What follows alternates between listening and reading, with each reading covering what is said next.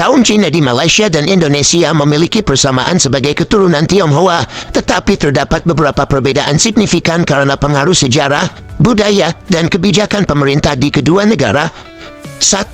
Sejarah dan asal-usul Malaysia. Orang Cina Malaysia disebut orang Cina atau Huaren. Sebagian besar adalah keturunan imigran dari Provinsi Fujian dan Guangdong yang datang pada abad ke-19 untuk bekerja di industri timah dan karat.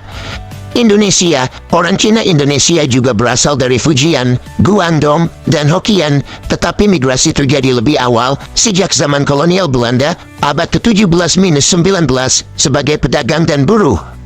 2. Status dan integrasi sosial Malaysia. Orang Cina merupakan kelompok minoritas terbesar, sekitar 23% populasi.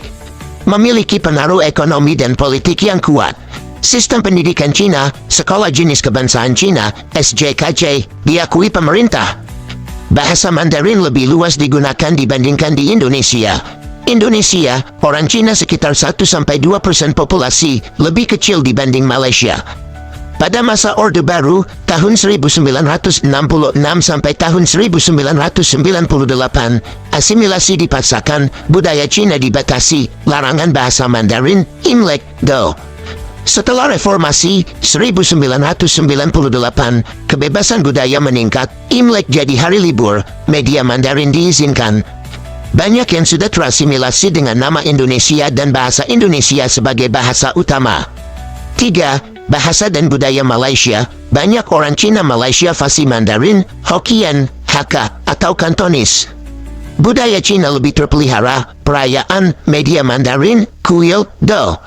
Indonesia, generasi tua mungkin masih bisa bahasa daerah Cina, Hokkien, Hakka, tetapi generasi muda lebih dominan berbahasa Indonesia, dialek lokal. Budaya Cina lebih terkikis selama Orde Baru, tetapi sekarang mengalami kebangkitan. 4. Politik dan ekonomi Malaysia.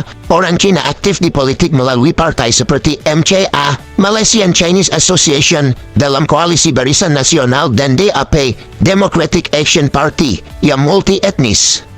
Dominan di sektor bisnis, perdagangan, dan profesional.